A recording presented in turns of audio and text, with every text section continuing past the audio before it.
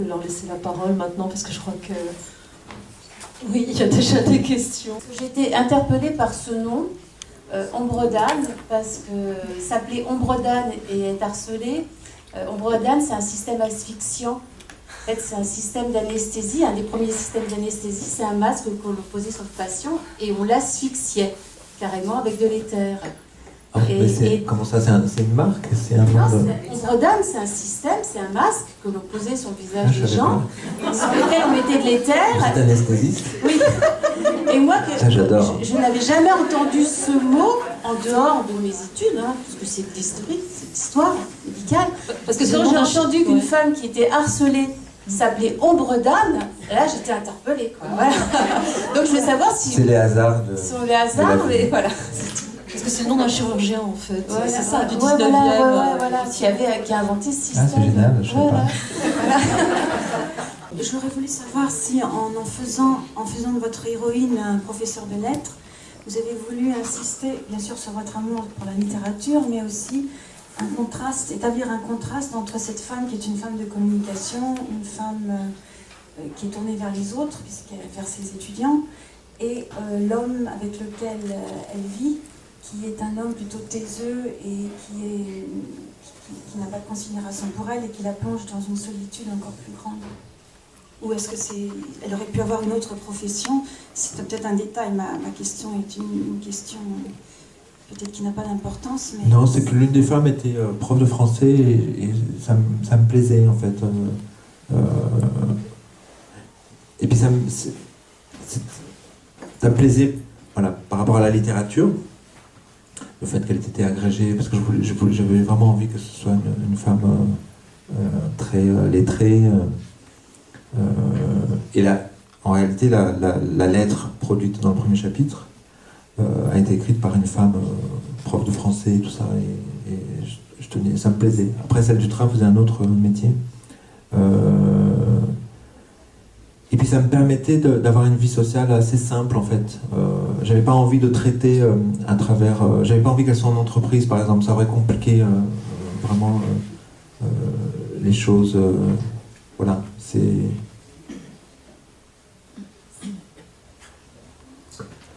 Après avoir tellement traité du thème de l'entreprise à travers un précédent roman, je trouvais ça bien. Tout le monde sait ce que c'est qu'une prof de français, elle est au collège, donc je me contente de dire elle va au collège.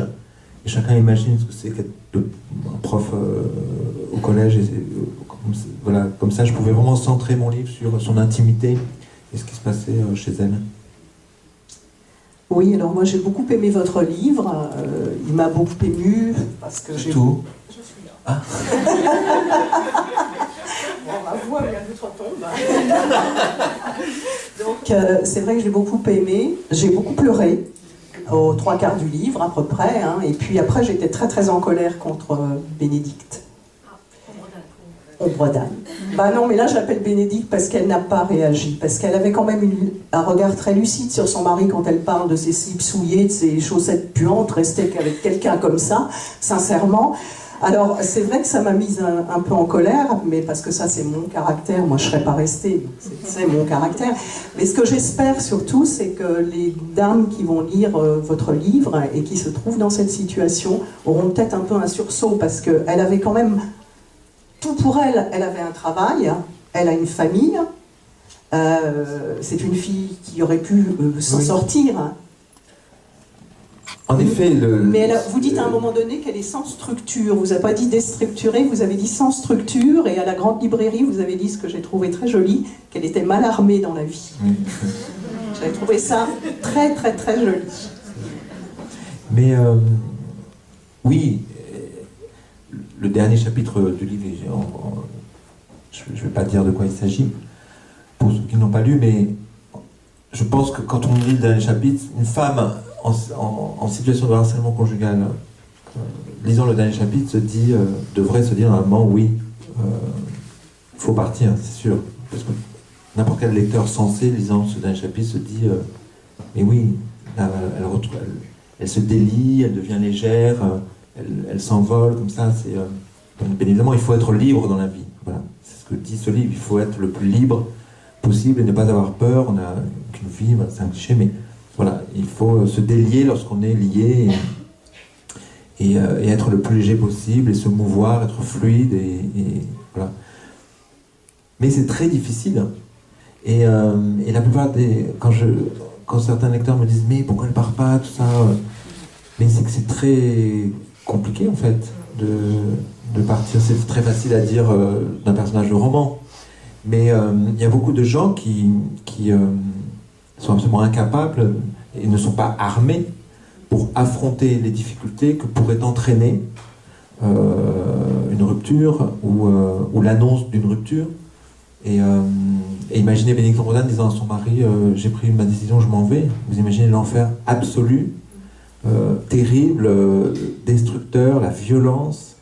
Donc il y a plein de femmes qui restent, et la seule solution qu'elles ont, pensent-elles, c'est de faire en sorte que les choses s'arrangent et que le mari évolue et soit plus respectueux, etc. Donc, et puis aussi il y a le chantage affectif avec les enfants, la crainte que les enfants puissent vous en vouloir, puisque bien évidemment le mari ferait reporter la responsabilité de la rupture sur la femme, cette traînée, voilà, qui va... Sa fille est quand même pas très sympa avec elle. Hein. Oui. Et Sans donc, dévoiler le livre, oui, sa fille, c'est quelque chose. c'est déjà donc un bon indice, qui est qu'une rupture ne ferait qu'accélérer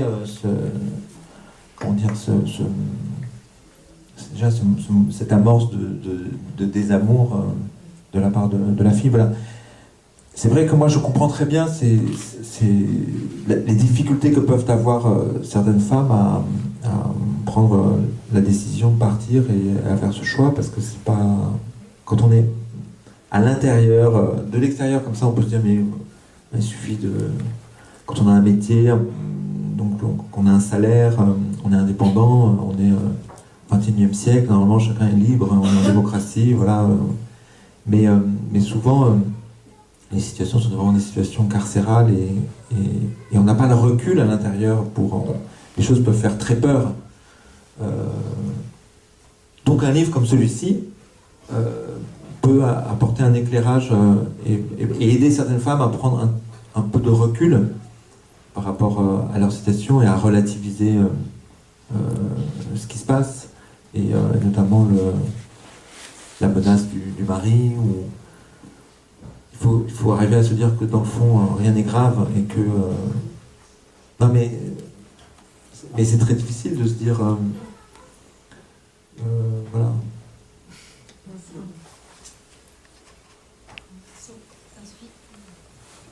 Monsieur au premier rang. Ah, pardon, je voulais passer ensuite. Oui, merci. Moi aussi, j'étais très touchée par cette expérience. Je suis encore émue. Et sans déflorer le roman, je voudrais savoir quelle place vous donnez à la sœur. Là, Alex, cet avant-dernier chapitre, le long chapitre 8, la sœur m'a paru un ovni dans ce roman. Pourquoi apparaît-elle? Pourquoi refait-elle l'histoire de Bénédicte Ambrodane? Pourquoi donner cet éclairage sur les... Enfin, je ne veux pas développer le roman, mais... sur cette... Voilà, je m'arrête là. Merci. Tout à l'heure, je disais que la lettre que Bénédicte Ambrodane envoie à Eric Reinhardt dans le premier chapitre problématisait le livre d'une certaine façon. Elle parle de Cendrillon, mais dans le fond, toute la problématique de mon roman, elle est dans la lettre que Bénédicte Ambrodane m'envoie, où elle dit que on est plusieurs personnes simultanées, qu'elle sent en elle plusieurs êtres presque paradoxaux dont les intérêts se contredisent, et que toute la difficulté dans la vie, c'est de savoir qui on est réellement parmi tous ces êtres qui nous constituent, et surtout qu'est-ce qu'on assume d'être vis-à-vis de l'extérieur, voilà, parce qu'on peut sentir... D'abord, la difficulté, c'est de savoir qui on est vraiment, et puis après, si on le sait, c'est une autre histoire que de l'assumer, voilà. Donc souvent, les gens, et en particulier les gens comme ça, très intériorisés, timides, peu sûrs d'eux, mal à l'aise avec le monde extérieur, jouent un rôle, et en fait répondre aux attentes de l'entourage, du mari, de la famille, des parents, je sais pas, de la société, ou des attentes qu'on a formulées pour eux, genre élève brillant qui fera de grandes études, et voilà. Alors on peut se sentir très différent en soi. Et donc, ce qui m'intéressait, et donc ça c'est Bénédicte Ombredane qui le dit dès le premier chapitre, et donc ce qui m'intéressait c'était de montrer ça justement, c'est-à-dire que on tourne autour de cette femme et on en fait vraiment le tour, et elle n'est jamais vraiment pareille. Donc c'est pas exactement la même femme lorsque moi je la décris au Nemours, ce n'est pas exactement la même femme lorsque elle est dans cette fiction que je raconte. C'est pas exactement la même femme lorsqu'elle est dans les bras de son amant, Christian, et c'est pas exactement la même femme lorsque sa sœur la décrit. On a même l'impression que c'est quelqu'un de complètement différent. Et donc c'est vrai que si ma sœur, qui est ici présente, vous parlez de moi, je serais sans doute très... je vous apparaîtrais voilà, assez différent de ce que je suis si ma femme, par exemple... vous parlez de moi. Et donc, c'est ça qui m'intéressait aussi de faire, c'était voilà, par l'introduction du personnage de la sœur. Et de revenir, et de revisiter d'une certaine façon toute l'histoire de Bénédicte Ombredane à travers un témoin extérieur. Oui, vous allez reprendre le train tout à l'heure pour Manosque. Si par hasard un homme s'asseyait à côté de vous et commence à vous parler de ses déboires conjugaux avec sa femme qui le harcèle, êtes-vous intéressé par le sujet? Êtes-vous prêt à faire une symétrique de votre roman? Oui. Est-ce que c'est un sujet d'intérêt, quoi? Vous êtes comme Bec BD, vous imaginiez que la femme qui s'était assise à côté de moi dans le train était une espèce de bombe sexuelle ultra sexy, et que c'est comme ça que je l'avais écoutée. Non, elle vous ressemblait assez, en fait. Et donc j'ai eu beaucoup de présence d'esprit à l'écouter comme ça dans le train longuement. Non, elle était... Et ça aurait pu être un homme, et si vous m'aviez... ça aurait été même... Dans la mesure où vous avez ce désir d'écrire un roman autour du harcèlement conjugal, il est vrai que si ça avait été un homme, ça aurait pu donner un résultat peut-être très intéressant. Peut-être que j'aurais... parce que je sais qu'il y a des hommes, peut-être vous d'ailleurs. Non, on n'est pas sujet de roman. Tout dans ce genre-là. Bon. C'est juste une question en fait. Le libraire a une question. Je trouve que dans le livre, vous avez un moment de... C'est un livre qui parle de littérature, il faut le dire aussi. Hein. Vous avez un moment de grande liberté, très réjouissant, presque au milieu du livre, lié à Villiers-l'Isle-Adam. Donc sans trop le dévoiler par rapport à ceux qui n'ont pas lu le livre, mais moi je dois dire que j'ai trouvé ce moment formidable. D'abord, c'est un immense écrivain, vous avez raison, c'est un écrivain merveilleux, et vous vous permettez quelque chose qui, déjà, vous avez une structure de roman extrêmement élaborée, intelligente et réjouissante pour le lecteur, et en plus, vous avez ce moment de grande liberté dans votre récit. Donc, sans le dévoiler plus, est-ce que vous pouvez nous dire un peu le pourquoi et le comment et pourquoi cet auteur-là? Si, on peut le dévoiler. J'ai eu l'idée, dans la mesure où Bénédicte Ombredane a fait son mémoire de maîtrise sur Villiers-l'Isle-Adam, et qu'elle dit dès le premier chapitre du livre que c'est son écrivain préféré, et c'est un écrivain que j'adore aussi, donc dans ce premier chapitre on parle de Villiers. J'ai eu l'idée assez vite, elle m'est venue, pour parler de Bénédicte Ombredane, d'intercaler, de faire d'un chapitre entier de mon livre, de consacrer un chapitre entier de mon livre à une nouvelle de Villiers. C'est-à-dire que j'ai introduit dans ce livre une nouvelle de Villiers-l'Isle-Adam en intégralité.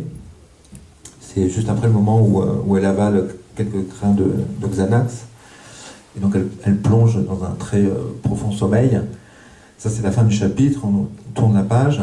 Et là, on se retrouve au 19e siècle,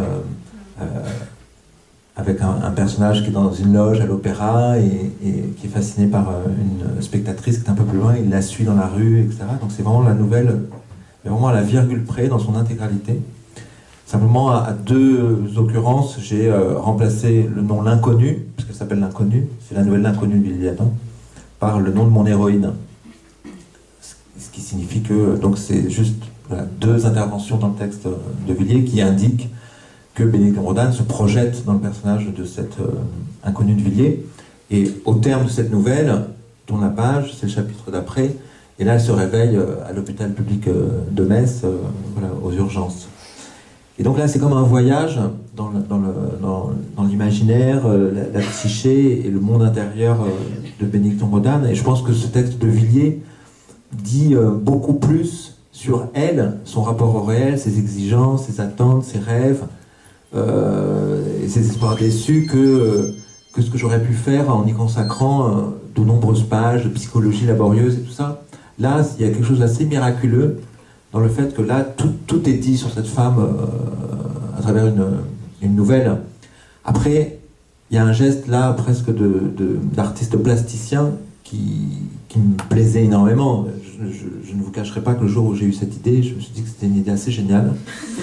Et parce que tout d'un coup, il y a quelque chose de très moderne là dans le fait de, comme ça, avec sans prendre de précautions, sans annoncer le texte. Maintenant, pour vous, chers lecteurs, que vous compreniez mieux comment est Bénédicte Ambrodan, je balance la nouvelle comme ça. Je pense qu'il y a plein de lecteurs qui se disent, mais c'est d'ailleurs, il y en a qui ne réalisent pas, parce que quand on lit très vite, on peut passer assez vite sur l'indice que je glisse dans le chapitre d'après.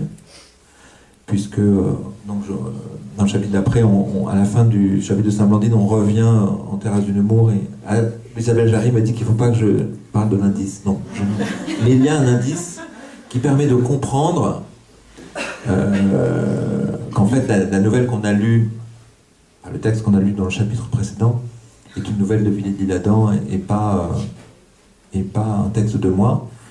Au passage, les lecteurs, pendant à peu près 30-40 pages, se seront dit que j'étais vraiment le plus grand écrivain et que vraiment j'étais génial. Et puis pouf, ils tombent sur l'indice, ils se disent ah ben non, parce qu'elle est absolument sublime cette nouvelle de Villiers. Et ce qui m'a plu aussi, il y avait un peu de malice de ma part, c'était de m'approprier le génie et le sublime d'un autre et de le faire rayonner à l'intérieur et au cœur de mon propre texte. Et d'une certaine façon, ça c'est une dimension autobiographique du roman, c'est-à-dire que les textes de Villiers Adam, quand j'avais 18-20 ans, ont rayonné dans ma vie. Ce sublime-là a été extraordinairement important pour moi. C'était à une époque où je me rêvais écrivain, sans savoir si je le deviendrais un jour. Et comme ce livre parle aussi des rêves qu'on peut avoir, dans le fond, quelques 30 ans plus tard, il y avait pour moi une vraie et profonde satisfaction, un vrai bonheur, maintenant que je suis devenu écrivain et que je publie chez Gallimard et tout ça, de faire ressurgir au cœur de mon texte presque un morceau de ma jeunesse, quoi. Il est tellement important pour moi, Villiers, que de me dire qu'au cœur de ce roman que j'ai publié aujourd'hui, il y a une nouvelle de Villiers Adam. Voilà, c'est comme une forme de fétichisme, quelque chose de très précieux, et voilà, d'une certaine façon, c'est de la même manière que j'avais situé Cendrillon en Nemours pour signifier un peu à travers mon livre, c'est chez moi. Donc il n'y a rien qui me fait plus plaisir quand les gens disent tiens, on était au Nemours hier, on a pensé à toi, tout ça. Maintenant le Nemours c'est vraiment chez moi, quoi. Si je vois un autre écrivain au Nemours, si un jour je vois Yann Moix au Nemours, là je lui dis non mais tu dégages là, c'est hors de question, c'est chez moi. Et donc Villiers Adam, voilà, c'est mon écrivain. Voilà. On va peut-être passer à la séance Merci. dédicace. Voilà, on vous propose une petite séance de dédicace.